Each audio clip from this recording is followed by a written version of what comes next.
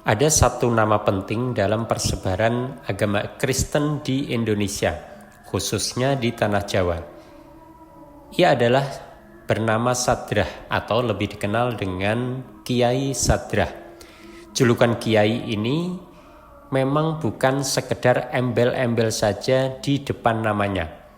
Memang sebelum menjadi pengabar Injil atau seorang misionaris, Sadrah adalah beragama Islam dan bahkan banyak nyantri di sejumlah pesantren di Tanah Jawa. Anda tentu penasaran, siapa sebenarnya Kiai Sadrah ini?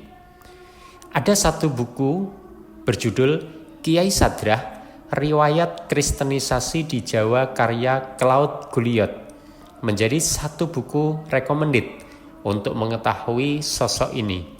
Buku Kiai Sadrah ini terbitan Graffiti Press tahun 1985.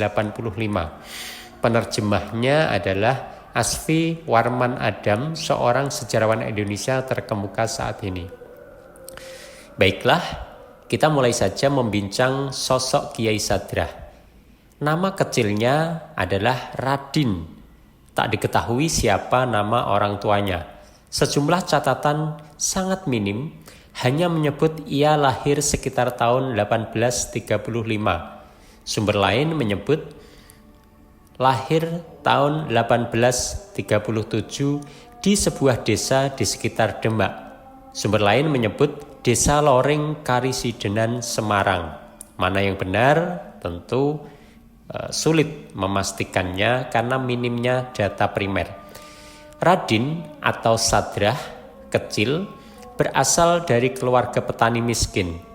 Sejak kecil, ia pergi meninggalkan rumah, mengembara mencari kebenaran, keluar masuk pesantren Islam di Jawa Timur, dan hidup dari belas kasihan orang. Ia beberapa kali diambil sebagai anak angkat oleh orang Belanda. Hingga suatu ketika, ia bertemu dengan Kurmen alias Sis Kanoman yang menjadi guru spiritualnya yang belajar ngilmu Jawa. Setelah belajar ke Sis Kanoman, Radin melanjutkan perjalanannya untuk menyempurnakan ilmunya. Ia berpindah dari satu pesantren ke pesantren lain di Jawa Timur. Waktu itu pesantren adalah satu-satunya tempat pendidikan atau mungkin sekarang bisa disebut sebagai sekolah yang terbuka untuk siapa saja, tak peduli asal-usulnya, tak peduli agamanya. Siapapun di sini dimaknai tak peduli apakah ia orang kaya atau miskin. Karena orang yang datang ke pesantren berarti orang yang hendak menuntut ilmu yang akan diterima dengan pintu terbuka. Lalu dalam perjalanannya setelah dari banyak pesantren, Radin menambahkan nama Arab di belakangnya menjadi Radin Abbas. Akan tetapi pada perjalanan spiritualnya ia berpindah keyakinan, memeluk agama Kristen dan menjadi tokoh terkemuka.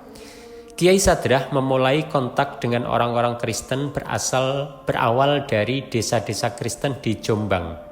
Dia tinggal di Jombang antara tahun 1851 hingga 1858 pada usia 16 tahun hingga 23 tahun.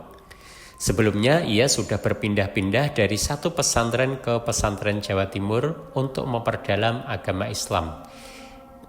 Dalam mengabarkan Injil, Sadrah berpindah-pindah tempat, mulai Batavia, Jombang, Kutoarjo, dan daerah lainnya di Tanah Jawa. Ia pun dikenal dengan sebutan Kiai Sadrah. Sumber lain menyebut Sadrah Suropranoto dan memiliki banyak sekali murid. Dia meninggal dalam usia 90 tahun, namun sumber lain menyebutkan Sadrah meninggal pada usia 89 tahun.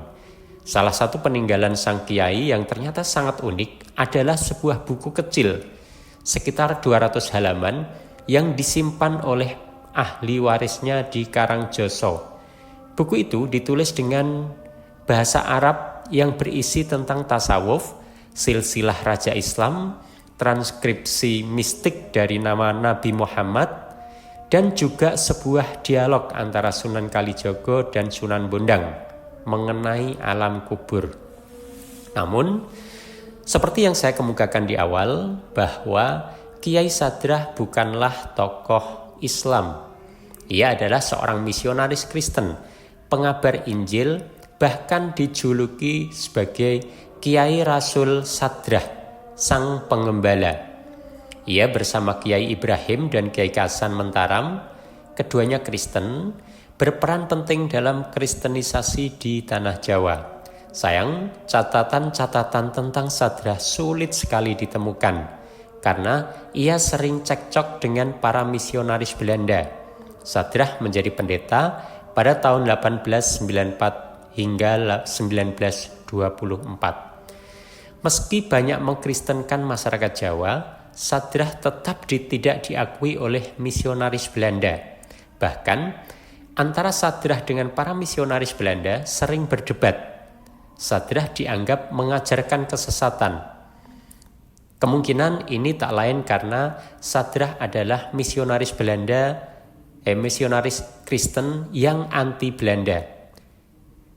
Lion Sesset, seorang misionaris Belanda yang lama di Afrika Selatan pada Desember 1891 di Purworejo, membuat sebuah pernyataan. Bunyinya, demi kebesaran Tuhan dan keselamatan jiwa para umat termasuk Sadrah, para misionaris harus memisahkan diri dari Sadrah yang telah meracuni lingkungan kerjanya dan menghidupkan suatu agama Kristen Jawa yang tidak memberi tempat yang seharusnya bagi Kristus. Ini saya kutip dari buku Guyot di halaman 162. Perselisihan antara Sadrah dan tentu saja pengikutnya dengan misionaris Belanda akhirnya memuncak dan Sadrah memutuskan tidak lagi berhubungan dengan misionaris Belanda. Sadrah sering dinilai sesat karena mengkristenkan orang Jawa dengan caranya sendiri, bukan dengan cara-cara misionaris Eropa. Bahkan, Sadrah menganggap dirinya sederajat dengan misionaris-misionaris Belanda. Padahal, waktu itu seharusnya posisi Sadrah sebagai pribumi hanya bisa sebagai asisten misionaris. Meski tak diakui oleh misionaris Belanda, Sadrah terbukti sukses mengkristenkan masyarakat Jawa. Tercatat, pada tahun 1898 pengikut Sadrah lebih dari 7.000 orang.